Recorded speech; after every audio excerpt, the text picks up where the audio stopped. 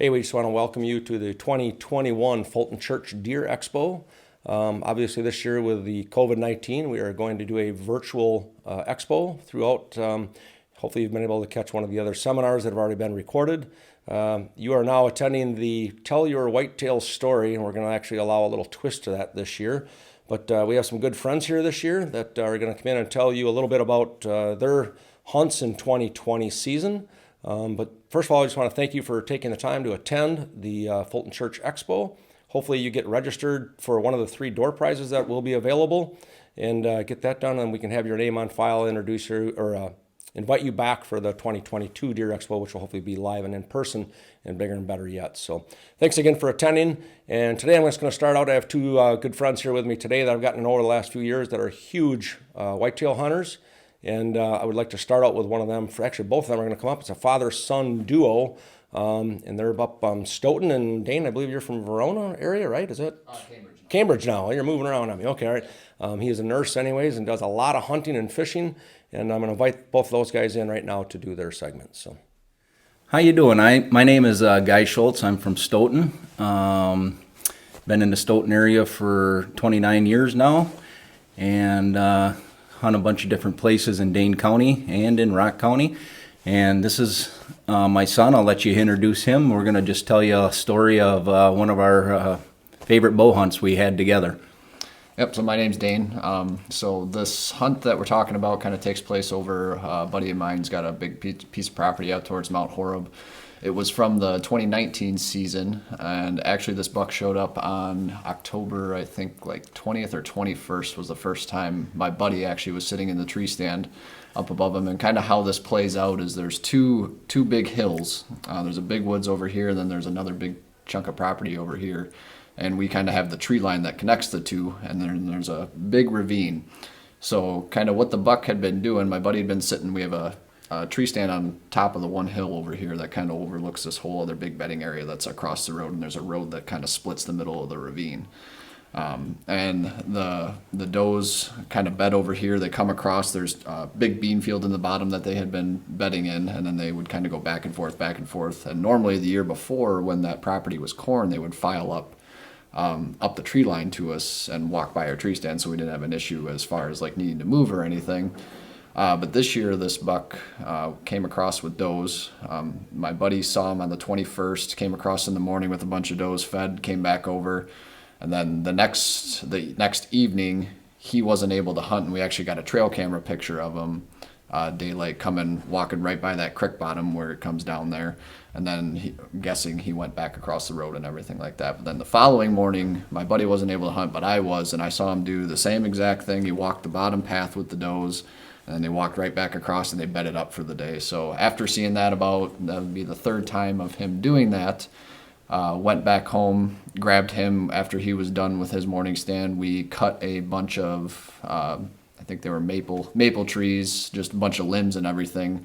And we went out there. This would be the evening of the 26th that this happened, October 26th.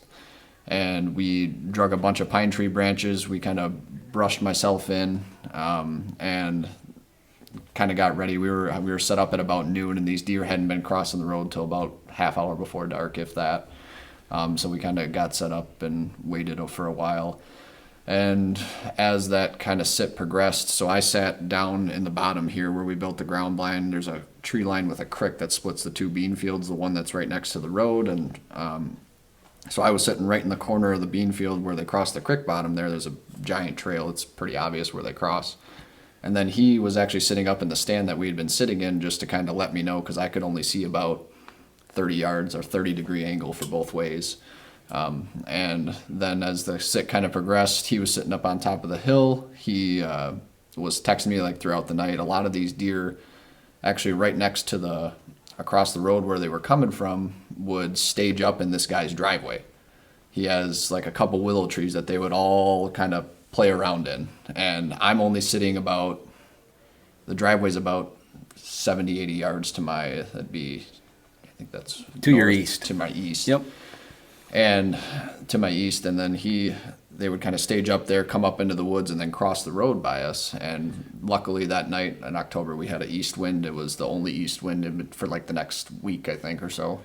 So we had to kind of jump in and do that. And then he was actually saw him staging up in that driveway, saw him cross the road, or not cross the road, come up into the woods. And then there's kind of a blind spot down there where we got our camera, and you can't really see the deer cross the road right there. And then I'll let him kind of explain what he was seeing kind of through all that, because I couldn't really see anything of what was going on there. Yeah, so I haven't hunted out here a lot, and I was sitting up in a tree stand, and the boys have been hunting this area for quite a while, and they knew what the deer were doing. So I'm sitting up in this tree stand watching all these does pile up in this guy's driveway coming in and out of the woods, and I see all the does come across the road. They play in the bean field for a little bit, and then off back to the other side of the road they go. And I kept texting Dane. I said, yeah, they were here, and now they're gone. And he's always, don't worry, they'll be back. And their big key was whenever the school bus went by, dropped off all the kids, and the deer would start pouring out and coming across there. So I seen the school bus come across, and I'm like, well, they should be coming back. And sure enough, a bunch of does started piling back in. But again, they crossed the road and went back. And he goes, don't worry, they'll still be coming back. And so I'm looking across and watching this driveway, and all of a sudden I see the buck that we were after. It's a really white-horned 10-pointer, and it's standing right in a guy's driveway, and all these does are underneath this willow trees, and the big wood lot is just off to the east. So I see them all going to the woods. I text Dane. I said, yep, they all went into the woods. The buck was with them. Don't know where they went from there. And he just said, yep, they should be crossing here in the next hour. And sure enough, that school bus went by. Them deer started pouring across the road, and I did not see the buck. There was too much brush and too much stuff in there, but I did see a bunch of the does coming across. And all of a sudden, this really big doe and two fawns comes through the creek bottom and comes out and stands 60 yards right in front of my son here. And I didn't know what to do. She turned and looked right at the ground blind we built, looked right at I thought that doe was going to bust him.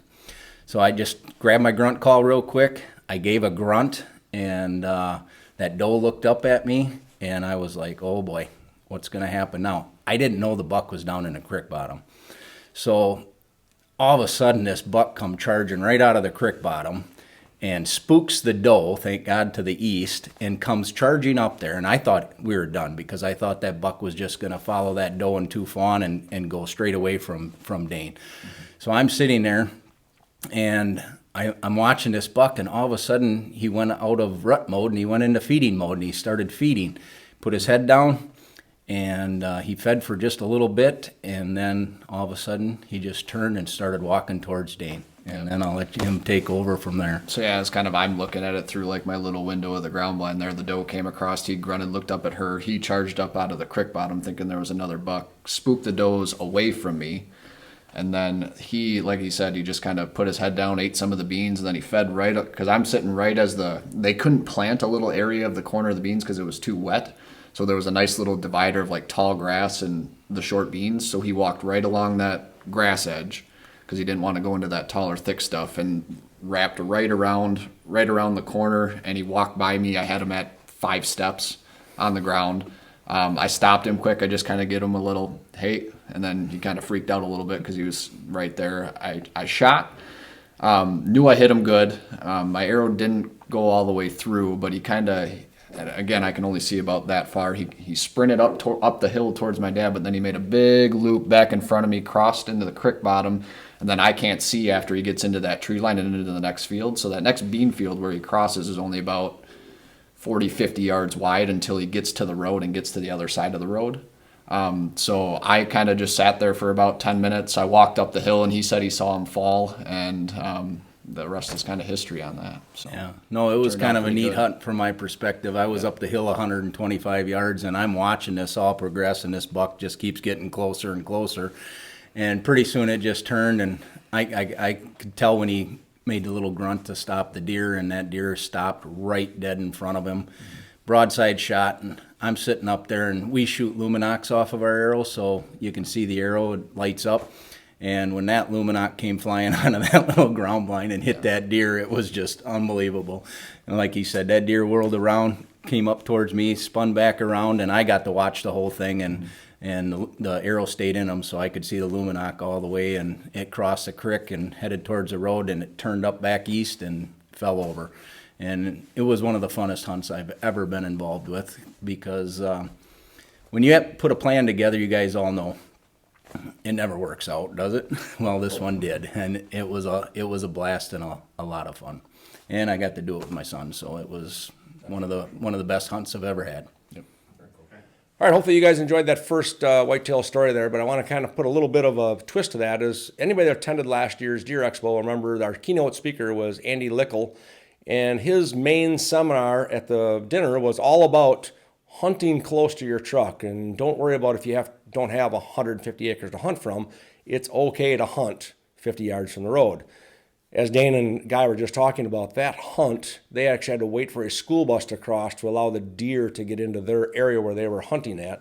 So it just tells true to hunting close to surroundings that you may think are not actual ideal hunting areas.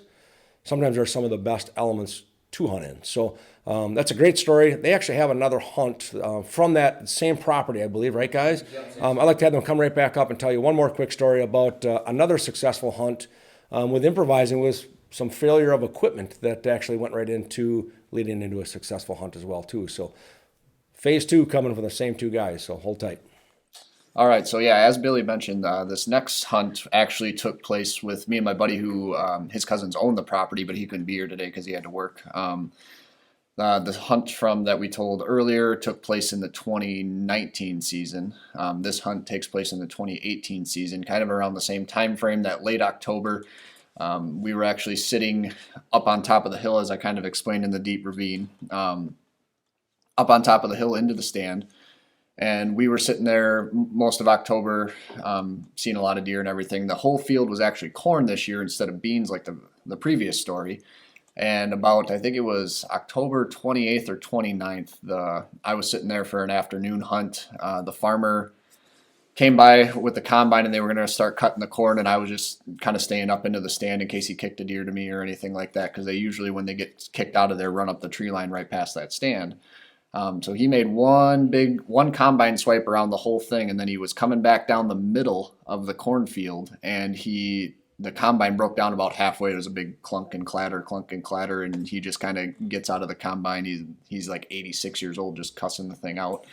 The combine had to stay there because it couldn't move anywhere. I don't know quite what happened. We never did get the full details of what happened there. So the combine was actually staying in the field, and then the next few mornings were pretty good. Next couple evening sits. Then on November 5th, I climbed up for a morning sit, and kind of the same scenario. The does, as the previous story, the does were coming from across the road. There was a good buck with them. We kind of watched them do the same thing, except they were filing up. It just had never been a big enough buck because with the corn, the way it was cut, they would file up the tree line right past the stand, so we didn't have to build the ground bind like the previous story. And there just never was a big enough buck with the does yet that I personally wanted to shoot or anything like that. So we let a lot of good young bucks go. And then November the 5th, in the morning, the does crossed the road. And this time there was a bigger buck with them. They crossed the creek bottom, right kind of how I explained in the previous story, came walking right up that combine row. There was 6 does and this buck. And then how it kind of played out is the stand is located here, and it's right on the corner of the field where he turns, so it funnels him by at about 10 yards where he kind of made that swipe, and all 6 of the does came walking right by there. And then the buck was following, of course, so I stopped him, shot him at about 11 yards, he ran back up the combine road towards the houses, actually, which was perfect because most of the deer are back this way to the west and east. And he fell over in about 30 yards, and I watched him fall. My buddy was actually sitting about a half mile away, and he can kind of see that tree line where he's sitting. So he said he watched the buck walk up the tree line. He's like, I knew it was going to happen sooner or later. And then about 5-6 minutes later, I called him, said he was down. And then he came out and took care of that deer.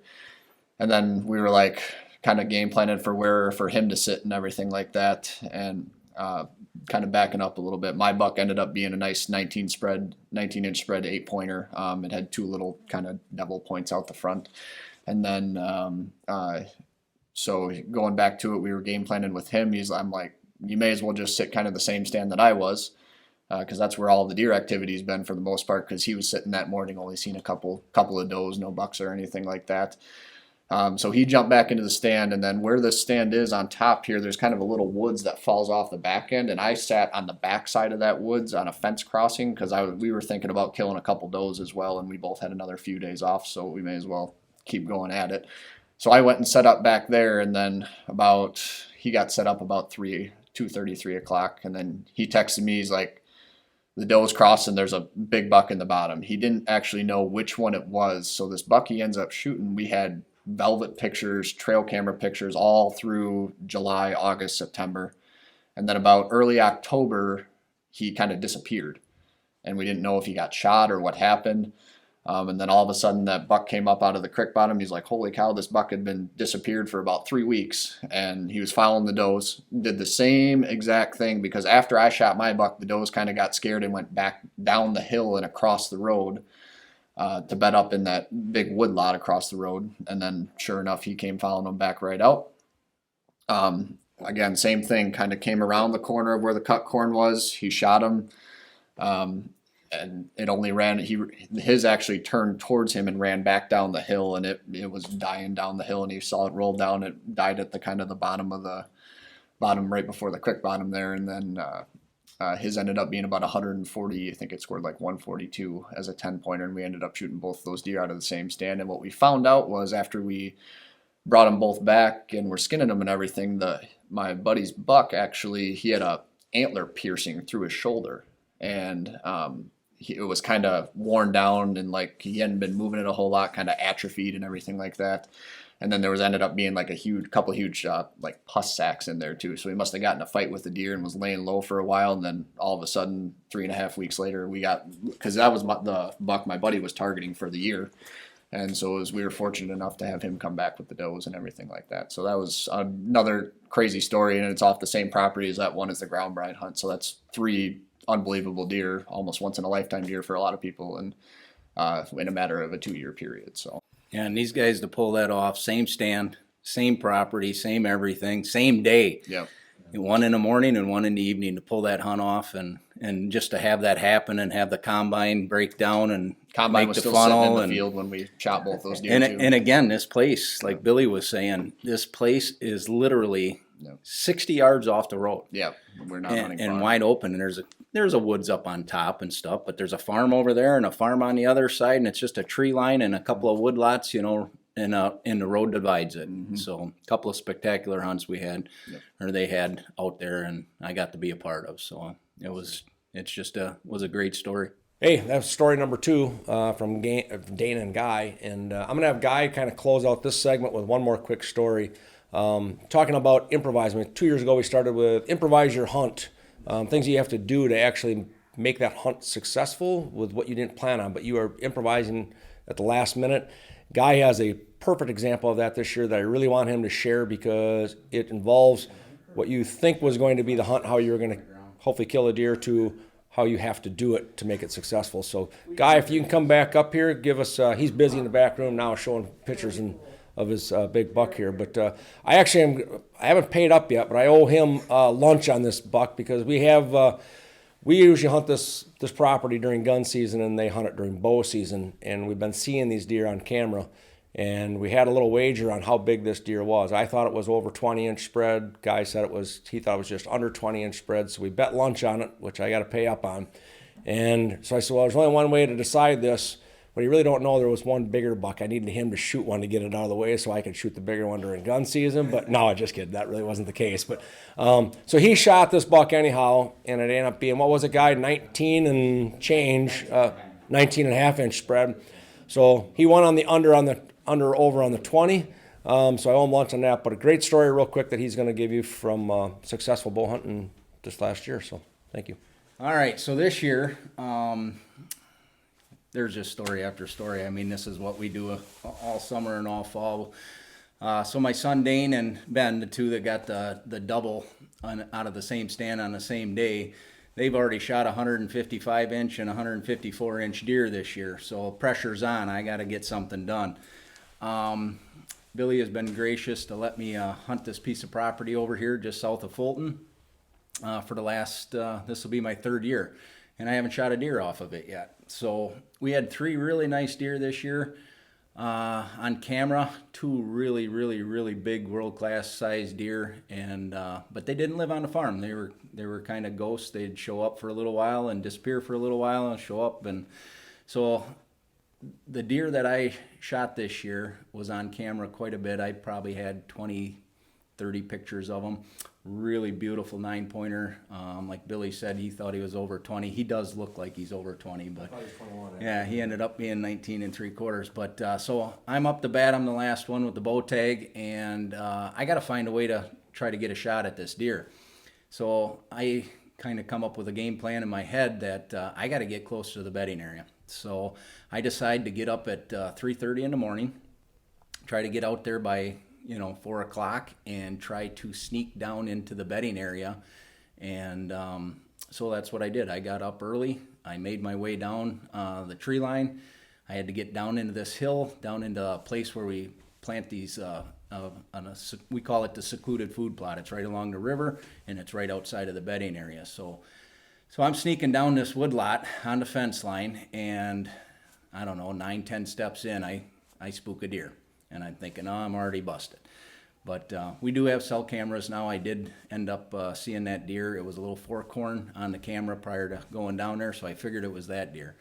So I continue down the wood lot. I get to the bottom secluded plot, and I'm looking at where we have a tree stand, and I'm looking at a place to sit on the ground, and I'm thinking to myself, I'm so close to the ground blind that better not try to get in that tree stand. I'm going to make a bunch of noise and spook the deer out of the bedding area. So I decide just to sit on the ground. I find 3 bushes that I can sit right off of this trail that leads out of the bedding area and into our food plot. So I had to sit there in the dark for quite a while, and actually come to find out that about an hour before daylight, one of the really big, it's a typical 10-pointer, 160 inches, he walks right in front of me. I can see his body line and everything an hour before shooting, and walks up, takes a nice picture on my trail cam, and goes into the bedding area.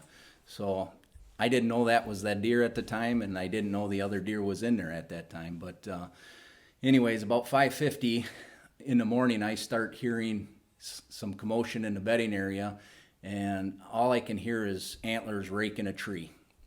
Big old pine tree lot in there next to the bedding area, and I hear just a buck tearing up a tree in there. And so he does that for about 6-8 minutes, and I'm sitting on the ground. I'm already shaking. It's just one of them things. You're so close and into that bedding area, you can hear all that commotion and that raking, and it just gets you fired up a little bit. So anyways, it was, I think 6:07, I see movement into the bedding area coming down the trail, and it's a doe.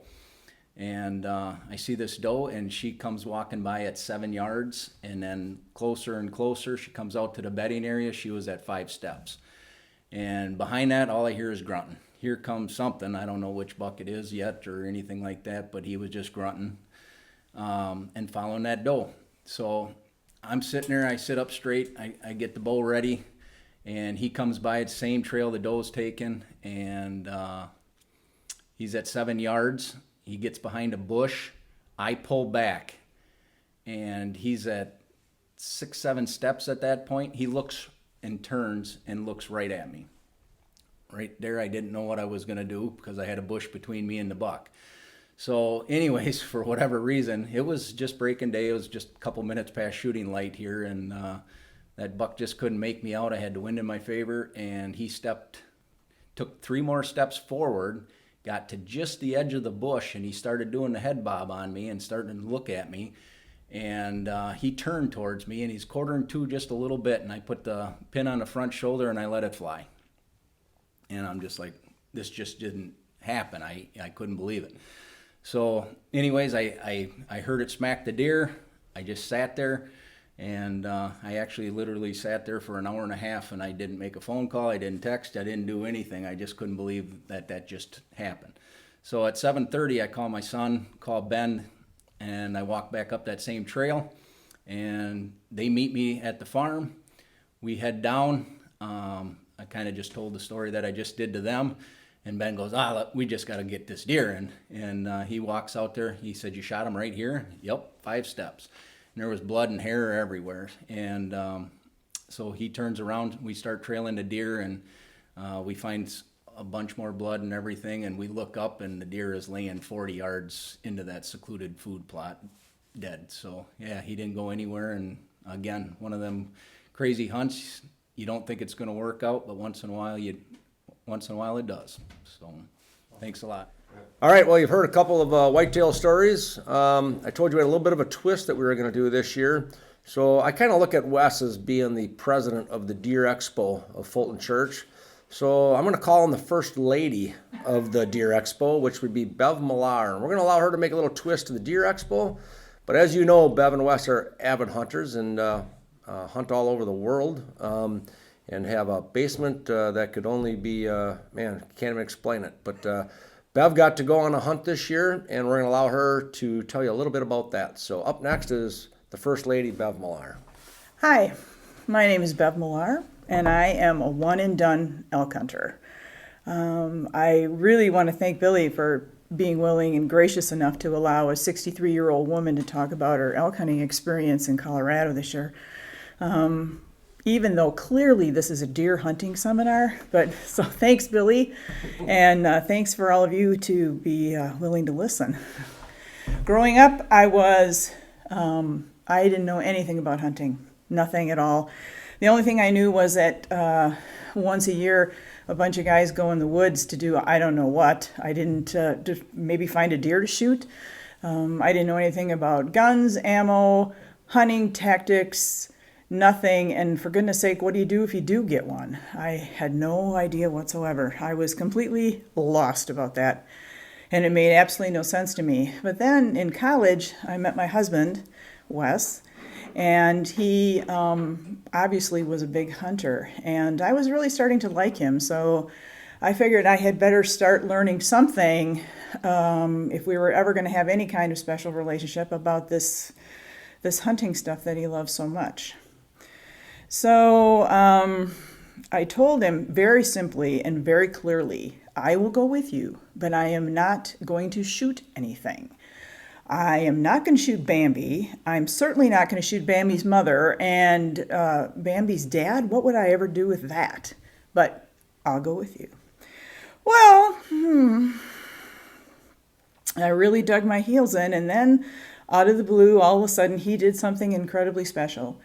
He took me to the west, and I fell in love with Wyoming.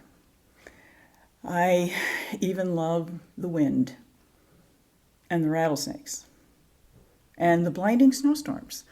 I was caught for 30 hours in a pup tent in a blinding snowstorm one time, but what can I say? It's Wyoming. That was followed up with Colorado, South Dakota, Montana, and Utah. Oh, Utah is so great. We even lived in Casper, Wyoming for 3.5 years, and I miss it every day, and I still wish we were there. But the first Christmas after we were married, he bought me a set of binoculars, and he says, my dad has got this, he gave it to me, this old 240 Weatherby, and it's a really heavy gun, it doesn't kick. Do you want to try shooting it? I said, you're not listening. No, I'm not going to do that. So now a whole year goes by, and he says to me one day, hey, I just noticed that there's some available tags for antelope where we're going to be this next fall. Do you think maybe you want to go, maybe try and shoot an antelope? And what I heard was, I'm going to Wyoming.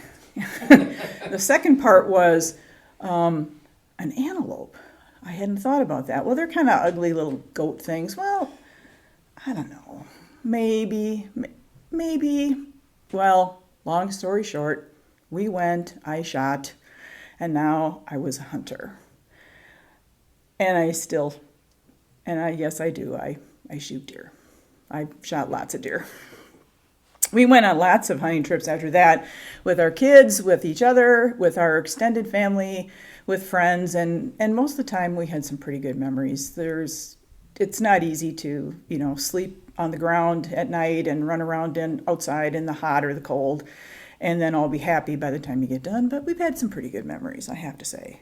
Mostly deer and antelope. I have had zero success with hunting elk. The one real elk trip I went on with my father-in-law, it turned out that elk don't migrate when it's 70 degrees. So no elk so far. Back in 1989, when I was pregnant with our youngest daughter, Wes came to me one day and he said, I think that we should have you start applying for limited quota elk in Colorado. But don't worry, he always says that, don't worry, it'll be years before you can draw. He still does that to this day, don't worry. So anyway, I said, fine, go ahead, whatever. And so we started applying. Now, 31 years later, now what sounded like a good idea when I was 32 suddenly doesn't sound like such a very good idea. It sounds like a train wreck. And he says, don't worry, no, we'll go out there, we'll get you an elk, it'll be fine. And it's like, okay, fine, we'll put in for it. He says, you're at the top of the list anyway, you're gonna draw. So yeah, we put in for the tag, and yeah, I drawed because I was at the top of the list. Then COVID. And I was absolutely freaking out about traveling cross country to go on this hunt. What are we going to do? My gosh, what's going to happen? And he says, and then he shows me an article in a hunting magazine that says one of the safest activities you can do during a pandemic is go hunting.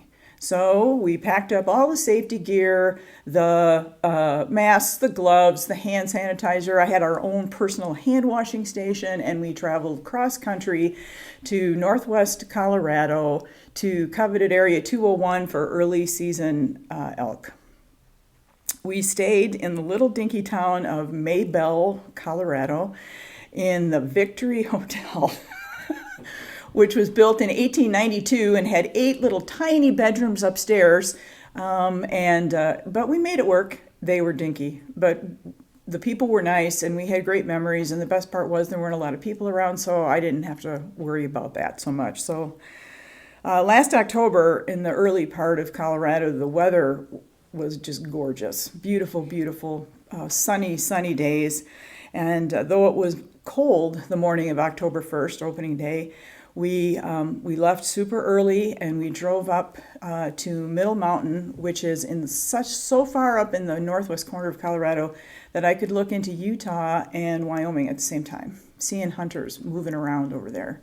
It was really cool. We parked near an aspen grove where a couple of days before we had seen some elk on a scouting mission. And I was nervous, anxious, all of those things, and we put on all our cold weather garb, and Wes came around, and as I slid out of the truck, he leaned into my ear and he whispered, there are elk all around us.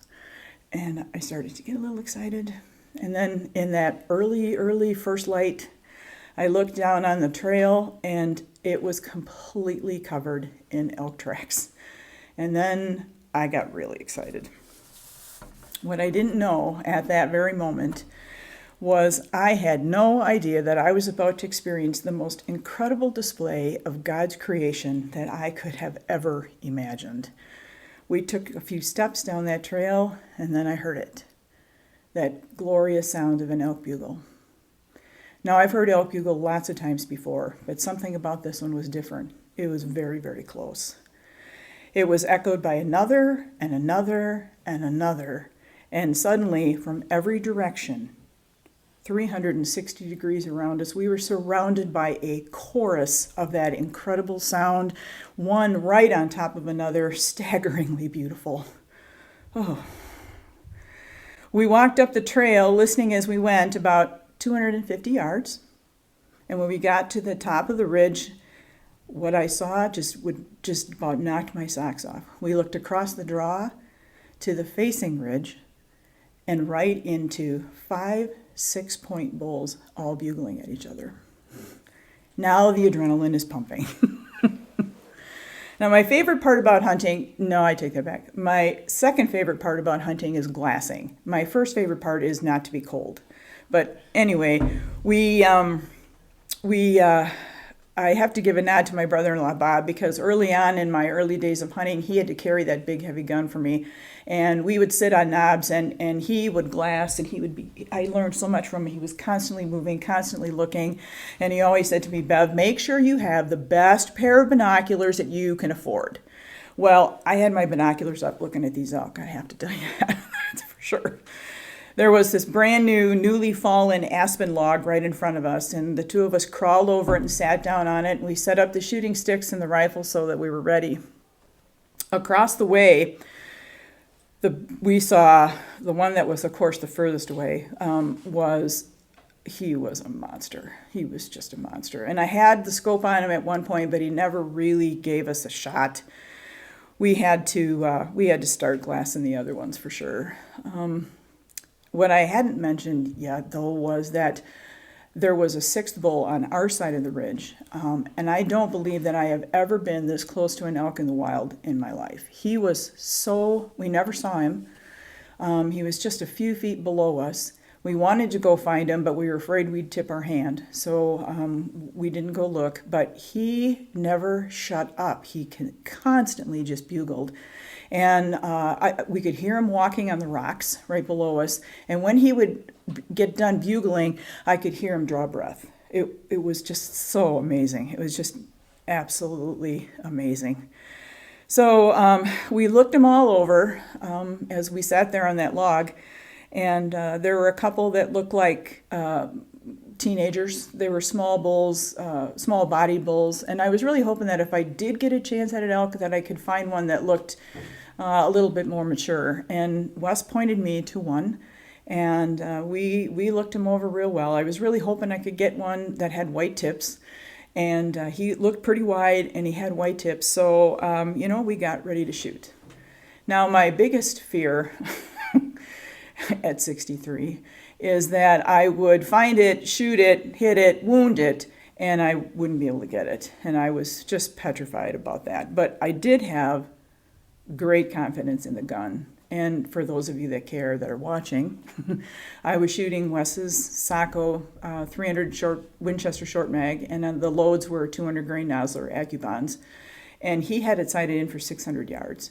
So I was pretty sure that if I could get a decent shot, I could probably hit it. So on that cold morning with no wind and the sun just starting to peek up over the top of the far ridge, after having hunted elk for a whopping 22 minutes, I squeezed off a shot at about 365 yards, and I was absolutely shocked and bum-fuzzled when he dropped right there.